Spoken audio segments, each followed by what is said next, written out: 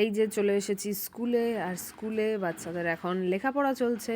লেখাপড়া কমপ্লিট করে তারপর ওদের সাথে একটু মজা করে একটু খেলাধুলা করে সব কিছু কমপ্লিট করে স্কুলে তারপর চলে গিয়েছিলাম পড়াতে। এই যে আমার পড়ানো স্টার্ট হয়ে গেছে, প্রাইভেট পড়ানো। তো এই যে তারপর স্কুলের কিছু লেখা ছিল, তো সেগুলো লিখছিলাম। তারপর সন্ধ্যাবেলা চলে গিয়েছিলাম ঠাকুর কিনতে। তো এই দেখো প্রতিমাগুলো কি সুন্দর কি সুন্দর, দেখে তো মনে হচ্ছিলো মানে কাকে ছেড়ে কাকে দেখবো, সব কটা ঠাকুরই এত সুন্দর। তারপরে এই যে আমি আমার বাড়ির জন্য কিন্তু সরস্বতী ঠাকুরকে নিয়ে নিয়েছিলাম। তো এই মুখটা তো তোমরা বড় ভিডিও তো দেখেই নিয়েছো, বড় ভ্লগে দেখেই নিয়েছো।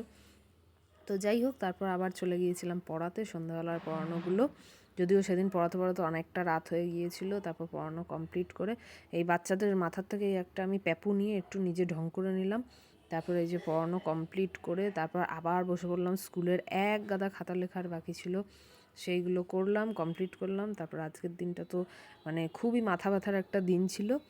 তো চলো, আজকের মতো টাটা, সবাই ভালো থেকো।